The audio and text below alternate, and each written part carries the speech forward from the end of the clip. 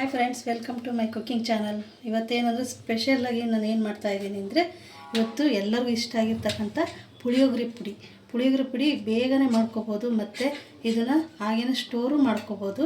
ಹೇಗೆ ಈಸಿಯಾಗಿ ಮಾಡೋದು ಅಂತ ನಾನು ನಿಮಗೆ ಹೇಳ್ಕೊಡ್ತೀನಿ. ಸೊ ಇದಕ್ಕೆ ಏನೆಲ್ಲ ಇಂಗ್ರೀಡಿಯೆಂಟ್ಸ್ ತೊಗೊಂಡಿದ್ದೀನಿ ಅಂತ ನಾನು ನಿಮಗೆ ಹೇಳ್ತೀನಿ. ಓಕೆ, ಸ್ಟಾರ್ಟ್ ಮಾಡೋಣ. ನಾನಿಲ್ಲಿ ಕಡಲೆಬೇಳೆ ತೊಗೊಂಡಿದ್ದೀನಿ, ಒಂದು ಕಾಲು ಬೌಲು ಉದ್ದಿನಬೇಳೆ, 1 ಸ್ಪೂನ್ ಅರಿಶಿನ ಮತ್ತು 3/4 ಬೌಲು ಧನಿಯಾ, 1 ಕಪ್ಪು ತುರಿದಿರೋದು ಒಣ ಕೊಬ್ಬರಿ ಮತ್ತು 3/4 ಕಪ್ಪು ಇದು ಬೆಲ್ಲ ಪುಡಿ ಮಾಡಿ ಇಟ್ಕೊಂಡಿದ್ದೀನಿ ಮತ್ತು ಒಂದು ಅರ್ಧ ಟೀ ಸ್ಪೂನಷ್ಟು ಇದು ಕಾಳುಮೆಣಸು.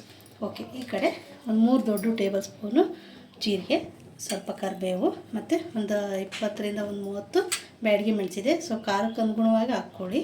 ಮತ್ತು 1 ಸ್ಪೂನಿಗಿಂತ ಸ್ವಲ್ಪ ಕಡಿಮೆ ಮೆಂತ್ಯ ಮತ್ತು ಇದು ಹುಣಸೆಹಣ್ಣು ನಾನು ಒಣಗಿಸಿ ಇಟ್ಕೊಂಡಿದ್ದೀನಿ. ಸೊ ಇಲ್ಲಿ ನಾನು ಸ್ವಲ್ಪ ಬಿಸಿ ಮಾಡಲಿಕ್ಕಿದೆ. ಸೊ ಇದನ್ನು 1-2 ದಿನ ಬಿಸಿಲಲ್ಲಿ ಒಣಗಿಸಿಟ್ಕೊಳ್ಳಿ, ತುಂಬ ಚೆನ್ನಾಗಿ ಬರುತ್ತೆ. ಮತ್ತು ಇಂಗು. ಸ್ಟಾರ್ಟ್ ಮಾಡೋಣ ಹೇಗೆ ಮಾಡೋದಂತೆ. ಓಕೆ, ಇಲ್ಲಿ ನಾನು ಸ್ವಲ್ಪ ಆಯಿಲ್ ಹಾಕ್ಕೊಳ್ತೀನಿ. ಆಯಿಲಲ್ಲಿ ಉರಿತೀನಿ ನಾನು. ಓಕೆ, ಸಣ್ಣ ಊರಿನಲ್ಲೇ ಹುರ್ಕೊಳ್ಳಿ. ಓಕೆ, ಇಲ್ಲಿ ಫಸ್ಟಿಗೆ ನಾನು ಕಡಲೆಬೇಳೆನ ಹಾಕ್ಕೊಳ್ತಾಯಿದ್ದೀನಿ. ಸೊ ಇದನ್ನು ಕಡಲೆಬೇಳೆನ ಹುರ್ಕೊಳ್ಳೋಣ ನೀಟಾಗಿ. ಇದಕ್ಕೇನೆ ನಾನು ಉದ್ದಿನಬೇಳೆನೂ ಇವಾಗಲೇ ಹಾಕ್ಕೊಳ್ತೀನಿ. ಎರಡನ್ನೂ ಜೊತೆಗೆ ಕೆಂಪು ಬಣ್ಣವರೆಗೂ ಸಣ್ಣ ಊರಿನಲ್ಲೇ ಹುರ್ಕೊಳ್ಳಿ. ಜೋರು ಊರಿ ಇಟ್ಕೋಬೇಡಿ, ಮೇಲೆ ಕಪ್ಪಾಗುತ್ತೆ, ಒಳಗಡೆ ಅಷ್ಟು ಫ್ರೈ ಆಗಿರಲ್ಲ. ಸ್ವಲ್ಪ ಆಯಿಲಲ್ಲೇ ಹುರ್ಕೊಳ್ತಾ ಇದ್ದೀನಿ. ಈ ಥರ ಕೆಂಪು ಬಣ್ಣವರೆಗೂ ಹುರಿದಿ. ಮತ್ತು ಇದಕ್ಕೆ ಇವಾಗಲೇ ನಾನು ಈ ಕಾಳುಮೆಣಸು ತೊಗೊಂಡಿದ್ದಲ್ಲ ಅದನ್ನು ಇದಕ್ಕೆ ಹಾಕ್ಕೊಳ್ತಾ ಇದ್ದೀನಿ. ಅದನ್ನು ಇದ್ರ ಜೊತೆಗೇ ಫ್ರೈ ಮಾಡೋಣ. ನೋಡಿ, ಈ ಥರ ಕೆಂಪಾಗಬೇಕು, ಆ ಥರ ಹಾಕ್ಕೊಳ್ಳಿ. ಇದಕ್ಕೆ ನಾನು ಮೆಂತ್ಯ ತೊಗೊಂಡಿದ್ದೆ ಅಲ್ವ, ಮೆಂತ್ಯನೂ ಇದಕ್ಕೇ ಆ್ಯಡ್ ಮಾಡ್ತಾಯಿದ್ದೀನಿ. ಒಂದೊಂದು ಇದ್ರ ಜೊತೆಗೇ ಸ್ವಲ್ಪ ಊರಿನಲ್ಲಿ ಹುರ್ಕೊಳ್ಳಿ, ಇಲ್ಲಾಂದರೆ ಸಪ್ರೇಟಾಗೇ ಹುರ್ಕೊಳ್ಳಿ, ತೊಂದರೆ ಇಲ್ಲ. ಓಕೆ, ಜೀರಿಗೆನೂ ಸಹ ಆ್ಯಡ್ ಮಾಡ್ತಾಯಿದ್ದೀನಿ ಇದ್ರ ಜೊತೆಗೇ. ಆಮೇಲೆ ಇನ್ನೊಂದು ಮುಖ್ಯವಾದ್ದು ಎಳ್ಳು. ನಾನಿಲ್ಲಿ ಕರಿ ಎಳ್ಳು ಯೂಸ್ ಮಾಡ್ತಾಯಿಲ್ಲ, ಬಿಳಿ ಎಳ್ಳು ಯೂಸ್ ಮಾಡ್ತಾಯಿದ್ದೀನಿ. ತೋರಿಸ್ತೀನಿ. ಅದನ್ನೊಂದು ಅರ್ಧ ಬೌಲ್ ಹಾಕ್ಲಿಕ್ಕಿದೆ. ಓಕೆ ಫ್ರೆಂಡ್, ನೋಡಿ ಇದಾಗಿದೆ. ಇದನ್ನೆಲ್ಲ ಒಂದು ತಟ್ಟೆಗೆ ಹಾಕ್ಕೊಳ್ತೀನಿ. ಫ್ರೆಂಡ್ಸ್ ನೋಡಿ, ಧನಿಯಾ ತೊಗೊಂಡಿದ್ದಲ್ವ 3/4 ಕಪ್ಪು ಅದನ್ನ ಹಾಕ್ತಾಯಿದ್ದೀನಿ. ಜಾಸ್ತಿ ಹುರ್ಕೋಬೇಡಿ, ಸಣ್ಣ ಊರಿನಲ್ಲೇ ಹಾಕ್ಕೊಳ್ಳಿ. ಜಾಸ್ತಿ ಬಿಸಿ ಬೇಡ. ಇದಕ್ಕೆಲ್ಲ ಏನು ಆಯಿಲ್ ಹಾಕೋದು ಬೇಡ, ಆಲ್ರೆಡಿ ಮುಂಚೆ ಹಾಕಿದ್ದೆ ಅಲ್ವಾ, ಅದೇ ಇರುತ್ತಾ ಎಲ್ಲ, ಅದರಲ್ಲಿ ಸ್ವಲ್ಪ ಇದು ಮಾಡ್ಕೊಳ್ಳಿ. ಮತ್ತು ಮೆಣಸಿನ್ಕಾಯಿ ಬರುವಾಗ ಸ್ವಲ್ಪ ಮೆಣಸಿನ್ಕಾಯಿ, ಕರಿಬೇವು ಬೇಡ ಅಂದರೆ ಆಯಿಲ್ ಬೇಡ ಅಂದರೆ ಹಾಗೇನೂ ಸಹ ಹುರ್ಕೋಬೋದು. ಓಕೆ ಫ್ರೆಂಡ್ಸ್, ನೋಡಿ ಇದಾಗಿದೆ. ಧನಿಯಾನು ಎಲ್ಲ ಒಂದು ತಟ್ಟೆಗೆ ಹಾಕ್ಕೊಳ್ತೀನಿ. ಎಳ್ಳು 1/4 ಬೌಲು ಎಳ್ಳು ತೊಗೊಂಡಿದ್ದೀನಿ. ಸೊ ನೀವು ಕರಿ ಎಳ್ಳು ಯೂಸ್ ಮಾಡೋದಾದರೆ ಕರಿ ಎಳ್ಳು ಯೂಸ್ ಮಾಡ್ಕೊಳ್ಳಿ. ನೋಡಿ, ಈ ಥರ ಹುರ್ಕೊಂಡು ಸಾಕು.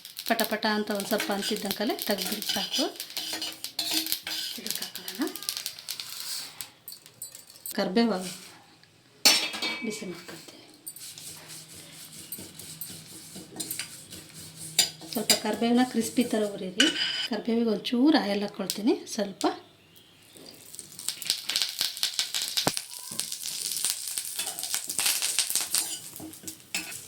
ನೋಡಿ ಎಷ್ಟು ಚೆನ್ನಾಗಿ ಕ್ರಿಸ್ಪಿ ಆಯಿತು. ಸೊ ಈ ಥರ ಕ್ರಿಸ್ಪಿಯಾಗಿ ಹುರ್ಕೊಳ್ಳಿ ಕರಿಬೇವು. ಓಕೆ, ಇದನ್ನು ಅದಕ್ಕೆ ಸೈಡಿಗೆ ಹಾಕ್ಕೊಂಡ್ಬಿಡೋಣ. ಓಕೆ, ನೆಕ್ಸ್ಟ್ ಬಂದು ಮೆಣಸಿನ್ಕಾಯಿ. ಸೊ ಖಾರಕ್ಕೆ ಅನುಗುಣವಾಗಿ ಹಾಕ್ಕೊಳ್ಳಿ. ನಾನಿಲ್ಲಿ ಬ್ಯಾಡಗಿ ಮೆಣಸಿನ್ಕಾಯಿ ಹಾಕ್ಕೊಂಡಿದ್ದೀನಿ. 20ರಿಂದ 20 ಮೇಲೆ ಇರ್ಬೋದು. ಸೊ ಇದನ್ನು ಚೆನ್ನಾಗಿ ಹಾಕ್ಕೊಳ್ಳೋಣ. ಆಯಿಲ್ ಬೇಡ, ಕರಿಬೇವಿಗೆ ಹಾಕಿದ್ವಲ್ವ ಅದರಲ್ಲ ಆಯಿಲ್ ಇದೆ. ಓಕೆ ಫ್ರೆಂಡ್ಸ್, ಮೆಣಸಿನ್ಕಾಯಿ ಹಾಕಿದೆ. ಸ್ವಲ್ಪ ಕೊಬ್ಬರಿ ಸ್ವಲ್ಪ ಬಿಸಿ ಮಾಡ್ಕೊಳ್ಳೋಣ. ಹೆಚ್ಚಾರು ಹಾಕ್ಕೋಬೋದು, ಇಲ್ಲ ತುರಿದಾರು ಹಾಕ್ಕೋಬೋದು. ತುಂಬ ದಿನ ಬರುತ್ತೆ ಫ್ರೆಂಡ್ಸ್. ಇಷ್ಟೇ ಮಾಡ್ಕೊಂಡ್ರೂ ಎಷ್ಟೊಂದು ಪೌಡರ್ ಆಗುತ್ತೆ. ಹೇಳಿದ ಮೆಥಡಲ್ಲೇ ನಾವು 4 ಜನ 5 ಜನ ಇದ್ದರು ಅಂದರೆ ಒಂದ್ಸಲಿ ಒಂದು 3 ಸ್ಪೂನ್ ಹಾಕಿದ್ರಿ ಅಂದರೆ ಆಟೋಮೆಟಿಕ್ ಪುಳಿಯೋಗರೆ ರೆಡಿಯಾಗಿ ಹೋಗುತ್ತೆ. ಸೊ ಮನೆಯಲ್ಲೇ ಆರಾಮಾಗಿ ಮಾಡ್ಕೊಬೋದು. ತುಂಬಾ ಈಸಿ ಆಗುತ್ತೆ. ಮಾಡಿಟ್ಕೊಂಡ್ಬಿಟ್ರೆ ತುಂಬ ಈಸಿ.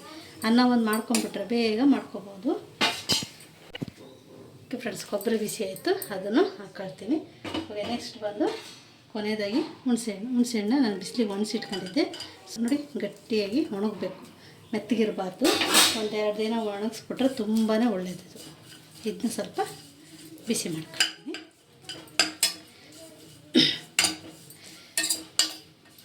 ಇದನ್ನ ಬಿಸಿ ಮಾಡಿ ಒಂದು ಸ್ವಲ್ಪ ಹೊತ್ತು ಆರ್ಲಿಕ್ಕೆ ಬಿಡಿ. ಯಾಕೆಂದರೆ ಬಿಸಿ ಇದ್ದಾಗ ಮೆತ್ತಗಿರುತ್ತೆ ಸ್ವಲ್ಪ, ಅದಕ್ಕೆ ಆರ್ಲಿಕ್ಕೆ ಬಿಟ್ಟ ತಕ್ಷಣ ಅದು ಗಟ್ಟಿಯಾಗುತ್ತೆ ಆಟೋಮೆಟಿಕ್ಕಾಗಿ. ಈ ಥರ ಚೆನ್ನಾಗಿ ಒಣಗಿರ್ಬೇಕು ಹುಣಸೆಹಣ್ಣು. ನಾನು ಹುಣಸೆಹಣ್ಣಿಲ್ಲ ಒಂದು 50ರಿಂದ 100 ಗ್ರಾಮ್ ಅಷ್ಟು ಇರ್ಬೋದು ಹಾಕ್ಕೊಂಡಿದ್ದೀನಿ. ಸೊ ನಿಮಗೆ ಹುಳಿ ಇನ್ನೂ ಜಾಸ್ತಿ ಬೇಕು ಅಂದರೆ ಸೊ ನೀವು ಜಾಸ್ತಿ ಆ್ಯಡ್ ಮಾಡ್ಕೊಳ್ಳಿ. ಓಕೆ, ಇದನ್ನೆಲ್ಲ ಪೌಡರ್ ಮಾಡಿ ಹೇಗೆ ಪುಳಿಯೋಗರೆ ಮಾಡೋದು ಅಂತ ನಾನು ನಿಮಗೆ ಇವತ್ತೇ ತೋರಿಸ್ಕೊಡ್ತೀನಿ. ಓಕೆ ಫ್ರೆಂಡ್ಸ್, ಆಯಿತು. ಈ ಬೆಲ್ಲ ತೊಗೊಂಡಿದ್ದೆ ಅಲ್ವಾ, ಬೆಲ್ಲನ ರುಬ್ಲಿಕ್ಕೆ ಹಂಗೆ ಡೈರೆಕ್ಟಾಗಿ ಹಾಕೋಣ. ಓಕೆ, ಈಗೆಲ್ಲ ಆಯಿತು. ಇದನ್ನು ಸೈಡಿಗೆ ಸ್ವಲ್ಪ ತಣ್ಣಗಾಗಲಿ.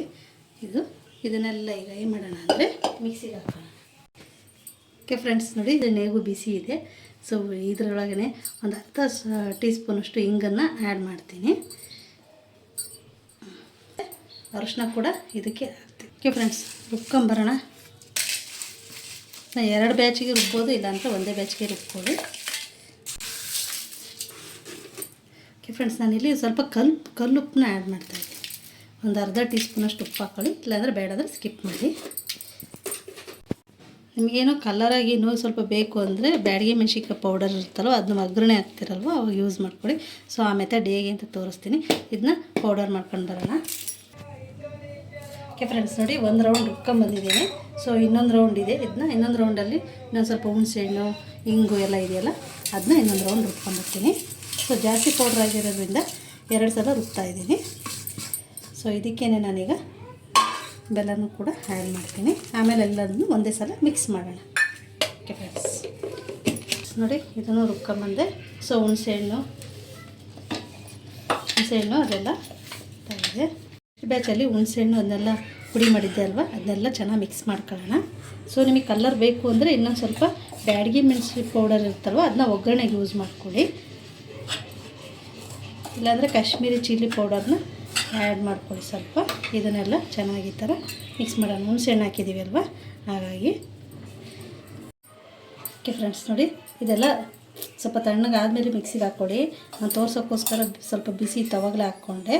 ಸೊ ಅದನ್ನೆಲ್ಲ ಈ ಥರ ಇಟ್ಟು ಇದು ಹುಣಸೆಹಣ್ಣಿದ್ದು ಇದಿದೆ ಅಲ್ವಾ, ಅದನ್ನೆಲ್ಲ ಈ ಥರ ನೀಟಾಗಿ ಮಿಕ್ಸಪ್ ಮಾಡಿ ತಣ್ಣಗಾದ್ಮೇಲೆ.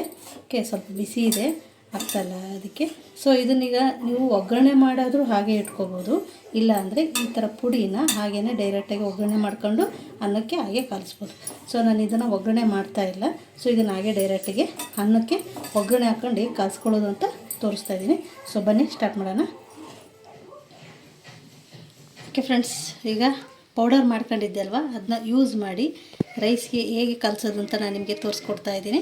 ಅದನ್ನು ನೀವು ಹಾಗೇನೂ ಒಗ್ಗರಣೆ ಮಾಡಿ ಕೂಡ ಹಾಗೆ ಇಟ್ಕೋಬೋದು. ಅದೇ ಪೌಡರ್ನ ಹಾಗೇನೂ ಸಹ ಯೂಸ್ ಮಾಡ್ಬೋದು.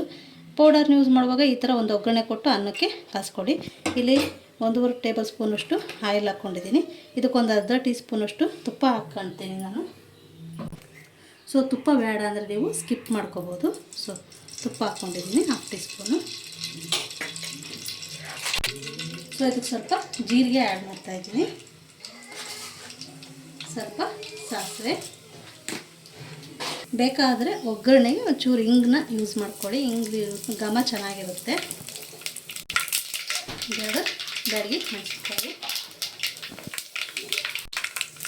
ಸ್ವಲ್ಪ ಕರಿಬೇವು, ಕಡಲೆಬೇಳೆ, ಸ್ವಲ್ಪ ಕಡಲೆ ಬೀಜನ ಆ್ಯಡ್ ಮಾಡ್ಕೊಳ್ಳಿ. ಚೆನ್ನಾಗಿ ಫ್ರೈ ಮಾಡೋಣ. ಇದರಲ್ಲಿ ಸ್ವಲ್ಪ ಇದನ್ನು ಚೆನ್ನಾಗಿ ಕೆಂಪುಗೆ ಆಗೋವರೆಗೂ ಹುರ್ಕೊಳ್ಳಿ. ಕಡಲೆ ಬೀಜ, ಉದ್ದಿನಬೇಳೆ, ಕಡಲೆಬೇಳೆ. ರುಚಿಗೆ ತಕ್ಕಷ್ಟು ಉಪ್ಪನ್ನ ಆ್ಯಡ್ ಮಾಡ್ಕೊಳ್ಳಿ. ನಿಮಗೆ ಎಷ್ಟು ಬೇಕೋ ಅಷ್ಟನ್ನು ಉಪ್ಪನ್ನ ನೋಡಿ ಆ್ಯಡ್ ಮಾಡ್ಕೊಳ್ಳಿ. ಇದಕ್ಕೆ ಬೇಕಾದರೆ ನೀವು ಸ್ವಲ್ಪ ಖಾರ ಪುಡಿನೂ ಹಾಕ್ಕೋಬೋದು, ಖಾರ ಕಡಿಮೆ ಆಗುತ್ತೆ ಅಂತ ಅಂದರೆ. ಇದಕ್ಕೊಂದು ಸ್ಪೂನು ಮಾಡ್ಕೊಂಡಿದ್ದೆ ಅಲ್ವ, ಆ ಪೌಡರ್ನ ಈ ಒಗ್ಗರಣೆಗೆ ಹಾಕ್ತಾಯಿದ್ದೀನಿ. 2 ದೊಡ್ಡ ಟೇಬಲ್ ಸ್ಪೂನ್ ಹಾಕ್ಕೊಂಡಿದ್ದೀನಿ. ನೋಡಿ, ಈ ಥರ ಗೊಜ್ಜನ್ನ ಪ್ರಿಪೇರ್ ಮಾಡ್ಕೊಳ್ಳಿ. ಓಕೆ, ನೋಡಿ ಎಷ್ಟು ಚೆನ್ನಾಗಿ ರೆಡಿ ಆಯಿತು.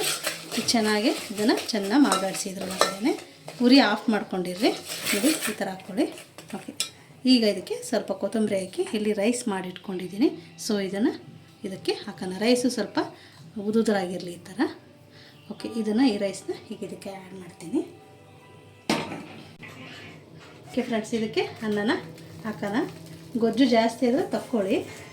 ಓಕೆ ಫ್ರೆಂಡ್ಸ್, ಇದಕ್ಕೆ ಸ್ವಲ್ಪ ಕೊತ್ತಂಬರಿ ಸೊಪ್ಪನ್ನ ಆ್ಯಡ್ ಮಾಡೋಣ.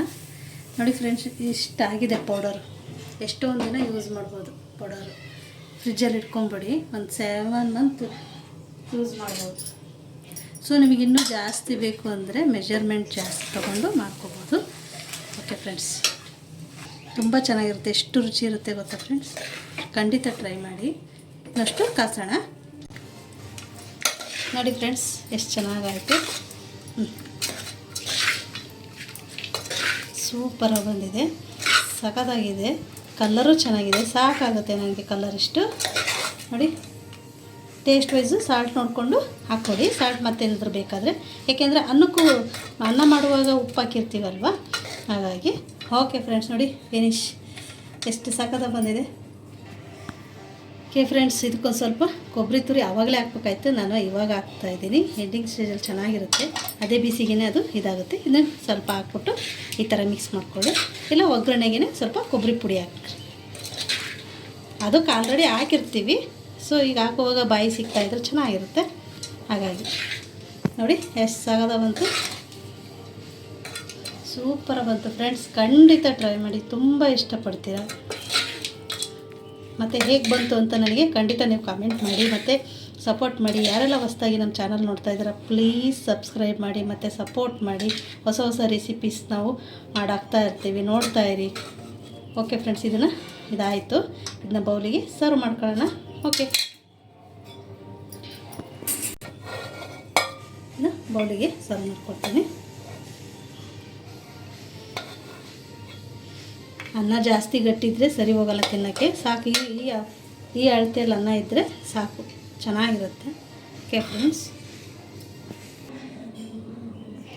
ಫ್ರೆಂಡ್ಸ್, ನೋಡಿ ಎಷ್ಟು ಚೆನ್ನಾಗಿ ಬಂದಿದೆ. ಸೊ ಖಂಡಿತ ಟ್ರೈ ಮಾಡಿ. ನಾನು ಟೇಸ್ಟ್ ಮಾಡ್ತಾ ಇರ್ತೀನಿ, ತುಂಬ ಚೆನ್ನಾಗಿರುತ್ತೆ, ತುಂಬ ಇಷ್ಟ ಆಗುತ್ತೆ. ಖಂಡಿತ ಟ್ರೈ ಮಾಡಿ, ನನಗೆ ಹೇಗೆ ಬಂತು ಅಂತ ಹೇಳಿ. ಮತ್ತು ಲೈಕ್ ಮಾಡಿ, ಶೇರ್ ಮಾಡಿ ಮತ್ತು ಕಾಮೆಂಟ್ ಮಾಡಿ. ಮತ್ತು ಯಾರೆಲ್ಲ ಹೊಸ್ದಾಗಿ ನಮ್ಮ ಚಾನಲ್ ನೋಡ್ತಾ ಇದ್ದೀರಾ, ಮತ್ತೊಮ್ಮೆ ಹೇಳ್ತಾ ಇದ್ದೀನಿ, ಪ್ಲೀಸ್ ಸಬ್ಸ್ಕ್ರೈಬ್ ಮಾಡಿ ಮತ್ತು ಸಪೋರ್ಟ್ ಮಾಡಿ. Thank you. ಮತ್ತು ನೆಕ್ಸ್ಟ್ ಹೊಸ ರೆಸಿಪಿಯೊಂದಿಗೆ ನಾನು ನಿಮ್ಮನ್ನು ಮೀಟ್ ಆಗ್ತೀನಿ. Thank you. Bye. Have a good day.